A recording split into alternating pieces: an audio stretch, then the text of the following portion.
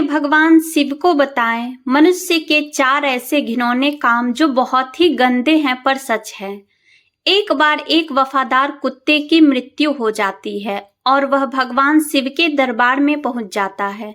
भगवान शिव ने उस कुत्ते से कहा, हे स्वान, तुमने कुत्ते के शरीर में होते हुए भी कभी किसी को नहीं सताया, हमेशा मालिक की वफादारी की, और जो वफादार होते हैं वह मुझे अत्यंत ही प्रिय होते हैं। मैं चाहता हूं कि अब की बार मैं तुम्हें मनुष्य के रूप में पृथ्वी लोक पर भेजूं, जिससे तुम मनुष्य के रूप में पृथ्वी पर सुख भोग सको, क्योंकि मनुष्य योनि ही सबसे श्रेष्ठ है, जिसे पाने के लिए देवता भी तरसते हैं। भगवान शिव की बात सुनकर उस कुत्ते ने कहा, हे प्रभु, आप चाहे मुझे किसी भी रूप में पृथ्वी लोक पर भेज दीजिए, मगर मनुष्य के रूप में कभी मत भेजना। भगवान शिव ने कहा, आखिर तुम ऐसा क्यों कह रहे हो? तो कुत्ते ने कहा, हे प्रभु, मैं मनुष्य को कुछ ऐसे घिनौने काम करते हुए देखा है जो बहुत ही गंदे हैं। भगवान शिव ने कहा, यदि यह सत्य है तो हम भी जानना चाहते हैं कि तुमने मनुष्य को ऐसे कौन से काम करते हुए देखा है जो बहुत ही गंदे हैं, जिसकी वजह से तुम्हें मनुष्य योनि से घृणा हो गई। फिर उस कुत्ते ने कहा, हे प्रभु, यदि आप जानना ही चाहते हैं तो सुनिए। एक समय की बात है, एक पंडित जी काशी में विद्या अध्ययन करने के लिए गए। उन्होंने 12 वर्ष तक पढ़ाई की। जब उन्होंने सब कुछ पढ़ लिया तो पढ़ने के बाद वह वापस अपने घर लौट आए और अपने पिताजी से कहा, पिताजी, मैं सब कुछ पढ़कर आया हूँ, मुझे सब कुछ याद है, आप मुझसे कोई भी प्रश्न पूछ लीजिए, मैं उसका उत्तर तुरंत दे दूंगा। पिताजी कहने लगे, ठीक है बेटा, जब सब कुछ तुम्हें याद है तो मेरे एक छोटे से प्रश्न का उत्तर दो। पंडित जी ने कहा, ठीक है पिताजी, पूछिए। तो पिताजी ने पूछा, मुझे सिर्फ इतना बताओ कि पाप के बाप का नाम क्या है। फिर पंडित जी ने सोचा, पाप का बाप, यह तो मैंने कभी पढ़ा ही नहीं, मैंने जो किताबें पढ़ी उसमें तो कहीं भी नहीं देखा। फिर पंडित जी ने सोचा, पाप का बाप, यह तो मैं कहीं नहीं पढ़ा। तो उसने रात भर किताबें पढ़ी, परंतु पाप के बाप का नाम उन्हें नहीं मिला। पंडित जी के पिताजी कहने लगे, तुम्हें पाप के बाप का नाम नहीं पता तो तुमने क्या खाक पढ़ाई की है? अपने पिताजी की बात सुनकर पंडित जी ने कहा, फिर मैं ब्राह्मण का बेटा हूं, आप चिंता ना करें, मैं पाप के बाप का नाम ढूंढ कर ही वापस आऊंगा, मुझे 12 वर्ष और क्यों न बीत जाएं। अपने पिताजी को इतना कहकर पंडित जी पुनः काशी के लिए रवाना हो गए। फिर कुत्ते ने कहा, प्रभु, जब पंडित जी घर से काशी के लिए रवाना हुए तो रास्ते में उन्हें बहुत जोर से प्यास लगी। उन्हें पास ही में एक घर दिखाई दिया तो पंडित जी उस घर में जाते हैं और वहां जाकर के कहते हैं, मुझे बहुत जोर से प्यास लगी है, अगर कोई हो तो मुझे पानी पिलाओ। तो उस घर से एक स्त्री निकलती है और पंडित जी को पानी पिलाती है। पंडित जी पानी पीते हैं और पानी पीने के बाद उस औरत से पूछते हैं, यह घर किसका है? वह औरत कहती है, पंडित जी, आपको यह बात पानी पीने से पहले पूछनी चाहिए थी कि यह घर किसका है, आपने तो पानी पी लिया, अब आप पूछ रहे हैं यह घर किसका है। तो सुन लो पंडित जी, यह घर एक वैश्या का है और मैं एक वैश्या हूँ। पंडित जी ने जैसे ही वैश्या का नाम सुना, उन्होंने एकदम से अपने कान पकड़ लिए और कहने लगे, शांतम पापम शांतम पापम, मेरे द्वारा पाप हो गया, मैंने एक वैश्या के घर का पानी पी लिया, अरे पाप का बाप तो मिला नहीं और पाप हो गया। वैश्या कहने लगी, पंडित जी, आप आगे कहाँ जा रहे हैं? फिर पंडित जी ने वैश्या को सारी बात बताई और कहा कि मैं पाप के बाप का नाम ढूंढने जा रहा हूँ जो मुझे काशी में मिलेगा, इसलिए दोबारा काशी में पढ़ने जा रहा हूँ। पंडित जी की बात सुनकर वैश्या ने सोचा, 12 वर्ष से तो काशी में पढ़कर आए हैं, फिर भी इन्हें पाप के बाप का नाम नहीं पता और पुनः काशी में पढ़ने जा रहे हैं। जब मेरे पास आए हैं तो क्यों ना मैं ही इन्हें बता दूं पाप के बाप का नाम क्या है। ऐसा सोचकर वैश्या पंडित जी से कहने लगी, पंडित जी, तुम्हें पाप के बाप का नाम मालूम करना है तो तुम्हें काशी जाने की कोई जरूरत नहीं है, पाप के बाप का नाम तो तुम्हें मैं ही बता सकती हूँ। तब पंडित जी कहने लगे, यदि तुम मुझे यह नाम बता दो तो फिर मुझे इतनी दूर क्यों जाना पड़ेगा। वैश्या कहने लगी, ठीक है पंडित जी, मैं आपको पाप के बाप का नाम बता दूंगी, मगर आप बहुत थक गए हैं, आप इतनी दूर से चलकर आए हैं, इसलिए आप थोड़ी देर विश्राम कर लीजिए, तब तक मैं आपके लिए भोजन बना देती हूँ। फिर भोजन करने के बाद मैं आपको बता दूंगी कि पाप के बाप का नाम क्या है।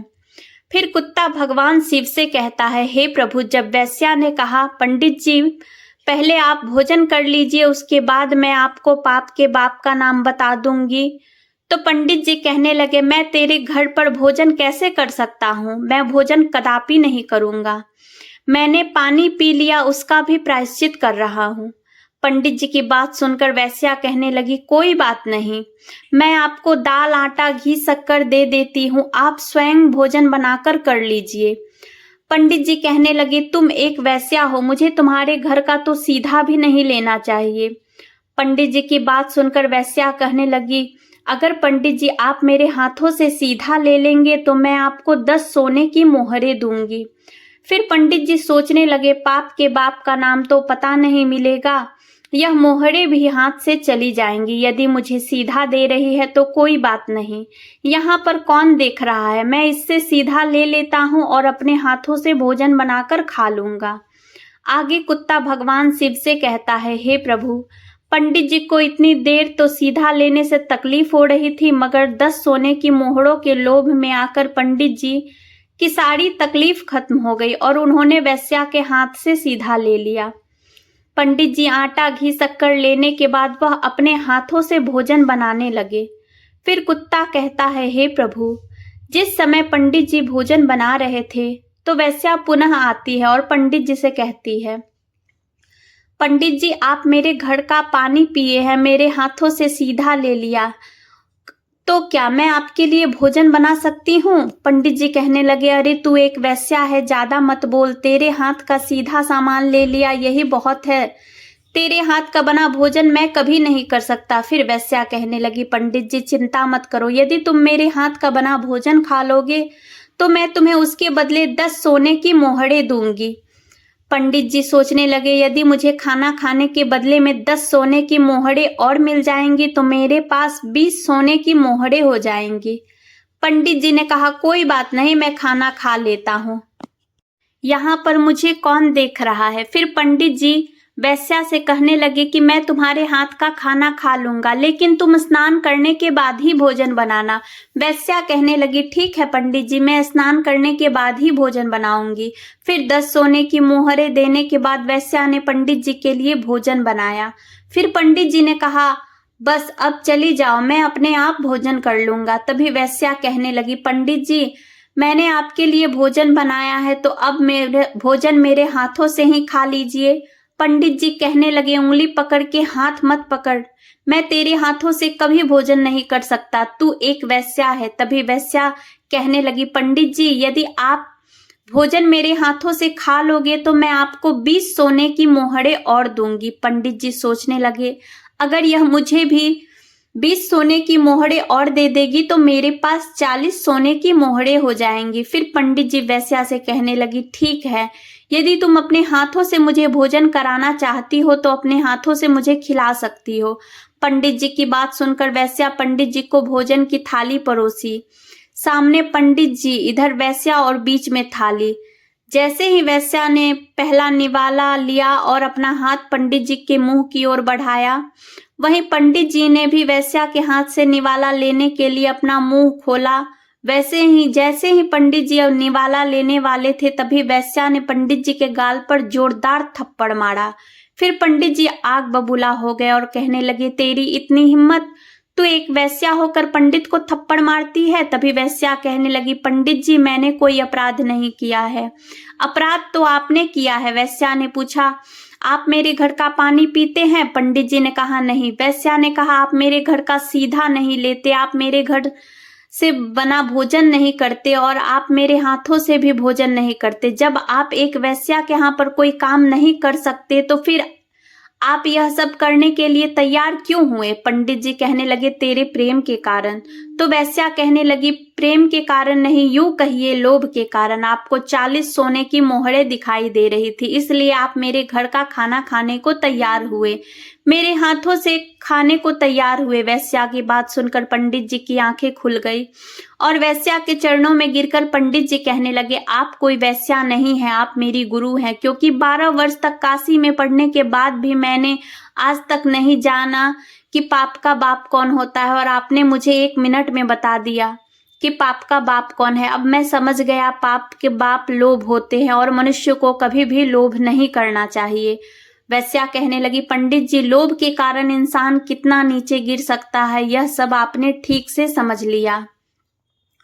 कुत्ता कहता है, हे प्रभु, इसलिए मुझे मनुष्य जाति से घृणा है, क्योंकि मनुष्य लोभ में आकर कितना भी बड़ा नीच काम कर सकता है। यह प्रभु अब मैं आपको बताता हूँ, मनुष्य भरोसे के काबिल भी नहीं होता है, वह अपने स्वार्थ के लिए अपनों का ही खून कर देता है। फिर भगवान शिव कहने लगे, वह कैसे? तो कुत्ता कहता है, प्रभु मैं आपको बताता हूँ। एक बार की बात है, एक शहर में बहुत ही धनवान व्यापारी रहता था। उसके पास मेरे जैसे ही एक वफादार पालतू कुत्ता था। अचानक वह धनी व्यापारी बहुत ही गरीब हो गया और उसने अपने कुत्ते को छोड़ना पड़ा। उसने अपने एक साथी व्यापारी के पास अपने कुत्ते को गिरवी रखकर 10,000 का कर्ज लिया और उसने एक नया काम शुरू किया। और उसने अपने साथी व्यापारी से कहा कि जब तक मैं आपके 10,000 नहीं चुका देता, तब तक मेरा वफादार कुत्ता आपके पास गिरवी रहेगा, और जिस दिन मैं 10,000 चुका दूंगा, मैं अपने कुत्ते को वापस ले जाऊंगा। ऐसा कहकर वह व्यापारी वहां से चला जाता है।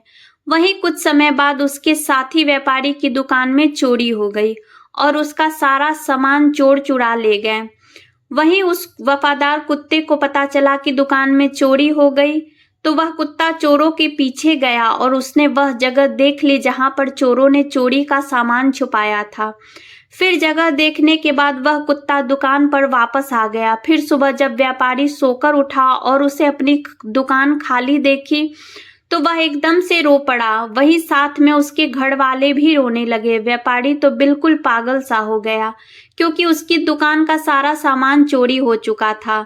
लेकिन उधर वह कुत्ता बार बार मालिक का पजामा खींचता हुआ दरवाजे के बाहर भागता रहा।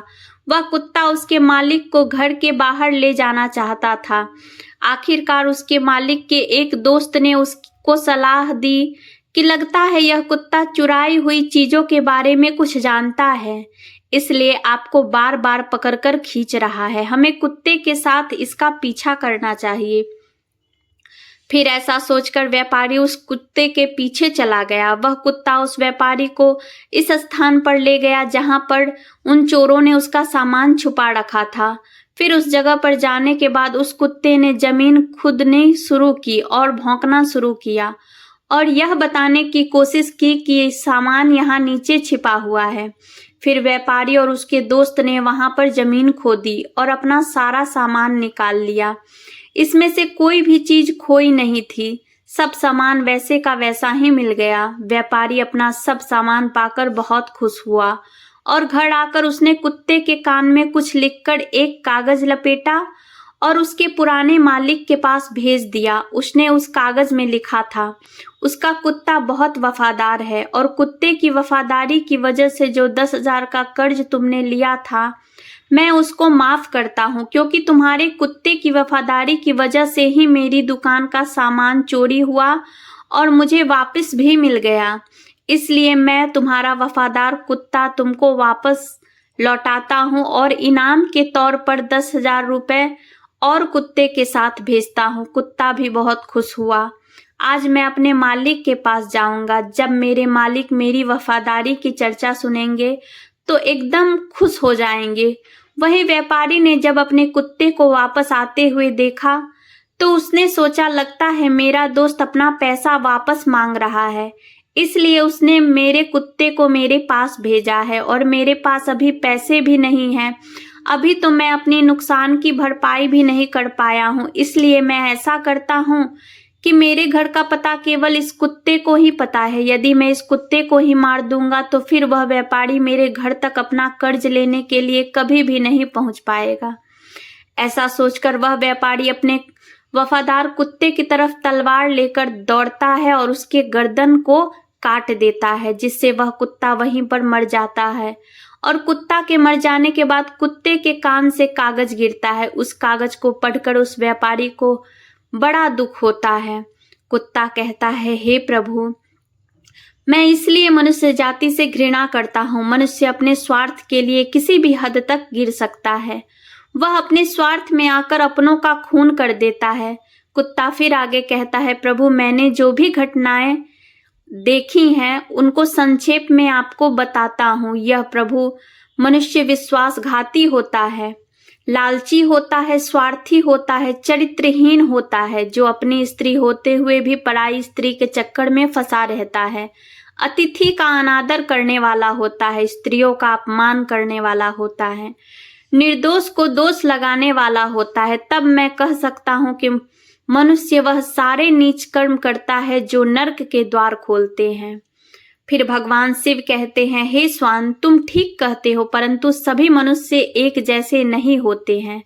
अब मैं तुम्हें एक छोटी सी कहानी सुनाता हूँ। एक समय की बात है, एक बहुत ही बलवान और दानी राजा था जो अपने राज्य के गरीब लोगों को सोना दान करता था। वह राजा सुबह जल्दी उठकर उसके महल के दरवाजे के पास खड़े गरीबों को सोना देता था ताकि वह उनकी जरूरतों को पूरा कर सके। भगवान शिव कहते हैं, हे स्वान, एक रात एक किसान राजा के महल के पास आया और दीवार से चिपककर छुप गया। उसने सोचा कि वह रात भर महल के दरवाजे के पास रहेगा और फिर सुबह राजा से सोना पाने के लिए लाइन में सबसे आगे लग जाएगा, क्योंकि किसान ने सोचा कि अगर वह सबसे आगे जाएगा तो राजा उसको सबसे ज्यादा सोना देगा और फिर उसकी गरीबी मिट जाएगी। लेकिन जब राजा के महल के चौकीदार ने उस किसान को रात्रि को महल के दरवाजे के पास छुपा हुआ देखा तो चौकीदार ने सोचा कि यह कोई चोर है जो राजा के महल में चोरी करने के लिए आया है। ऐसा सोचकर उस चौकीदार ने उस किसान को पकड़ लिया और उसे महल के नीचे कैदखाने में बंद कर दिया। फिर अगली सुबह पिछली रात का किस्सा सुनाकर राजा ने कैदखाने में बंद किसान से बात करने की ठानी। राजा ने उस किसान से पूछा, तुम मेरे महल में चोरी क्यों करना चाहते थे, जबकि तुम्हें अपने आप को भोजन और कपड़े दिलवाने के लिए सिर्फ मुझसे सोना मांगना था? क्या तुम्हें पता नहीं कि मैं तुम्हें यह सोना खुशी से दान कर देता? राजा की यह बात सुनकर वह गरीब किसान कहने लगा, हे राजन, मैं कोई चोर नहीं हूँ, मैं एक किसान हूँ जो बुरे समय से गुजर रहा हूँ और मुझे पैसे की जरूरत है। मैं एक जमाने में एक अच्छा व्यापारी था जो बहुत दान पुण्य करता था, लेकिन फिर अकाल पड़ गया और चोरों ने मेरे मवेशियों को चुरा लिया। किसान आगे कहता है, हे महाराज, मैं आपके महल में चोरी करने नहीं आया था। मैं रात में तो इसलिए आया था कि सुबह सबसे पहले लाइन में लग जाऊं और जब आप सोना बांटे तो सबसे पहले मुझे मिल जाए। महाराज, मैं जो भी कह रहा हूँ वह सच कह रहा हूँ। किसान की बात राजा के दिल को छू गई और उसने अपने सिपाहियों को उस किसान को कैदखाने से छोड़ने का हुक्म दिया। फिर उस राजा ने उस किसान को 50 सोने की मोहरें दी जिससे वह अपनी जिंदगी बदल सके। फिर किसान ने राजा को धन्यवाद दिया और अपना सोना लेकर अपने घर चला गया। लेकिन किसान उस 50,000 सोने की मोहरों से भी संतुष्ट नहीं था। वह रात को महल के दरवाजे के पास इंतजार करता था और हर रात को महल के दरवाजे के पास आकर सुबह होने का इंतजार करता और हर सुबह राजा आते और उसे 20 सोने की मोहरें प्रदान करते। वह इस प्रकार भी सोने की मोहरें कई दिनों तक प्राप्त करता रहा। राजा ने किसान से एक दिन पूछ लिया कि जब मैं तुम्हें इतना सारा सोना दे दिया है तो तुम रोजाना मेरे महल में क्यों आते हो? क्योंकि मैं जानता हूँ कि मैं तुम्हें इतना सोना दे चुका हूँ कि अब तुम गरीब या भूखे नहीं हो। फिर किसान कहता है, हे महाराज, मैं आपके जैसा बनना चाहता हूँ। राजा कहने लगा, यदि तुम मेरे जैसा बन जाओगे तो क्या तुम इन गरीबों की मदद करोगे? किसान ने कहा, हाँ राजन, यदि मैं आप जैसा बन जाऊंगा तो इस राज्य की गरीबी मिटा दूंगा। उस किसान की बातों से प्रभावित होकर राजा ने अपना आधा राज्य उस किसान को दे दिया और उसे आधा धन भी दे दिया। फिर राजा ने कहा, लेकिन तुम्हें वादा करना होगा कि तुम हमेशा उन लोगों की मदद करोगी जिसे तुम्हारी मदद की जरूरत है। फिर किसान ने राजा की बात मान ली और राजा ने अपना आधा राज्य और आधा धन उस किसान को दे दिया। भगवान शिव कहते हैं, हे स्वान, इस प्रकार कई साल गुजर गए और वह किसान बहुत धनवान हो गया। उसने राजा के द्वारा प्राप्त धन से बहुत सारा धन एकत्रित कर लिया और फिर उस राजा से भी ज्यादा उस राज्य के गरीबों में वह धन को बांटने लगा। फिर राजा किसान के बारे में यह सुनकर बहुत खुश हुआ कि वह गरीबों की मदद करता है। उसे पता था कि दूसरों को दान देने में ही दुनिया का सबसे बड़ा सुख है और किसान ने भी यही सबक अच्छी तरह से सीख लिया था कि वह भी अपना धन और अपनी खुशियां दूसरों के साथ बांटेगा। फिर किसान और राजा दोनों ने मिलकर अपने राज्य से पूरी तरह गरीबी का अंत कर दिया और प्रजा सुखपूर्वक जीवन जीने लगी। फिर भगवान शिव कहते हैं, हे स्वान, इस कहानी से साफ हो जाता है कि संसार में सारे मनुष्य एक जैसे नहीं होते हैं। जो जैसा कर्म करता है उसे वैसा ही फल प्राप्त होता है। फिर कुत्ता बोला, ठीक है प्रभु, आपको मुझे जो भी रूप देंगे वह मुझे स्वीकार होगा। फिर भगवान शिव ने उस कुत्ते को मनुष्य के रूप में पृथ्वी पर भेजा और उसने धर्म के मार्ग पर चलकर मोक्ष की प्राप्ति की। वीडियो अगर अच्छी लगी हो तो लाइक जरूर करें।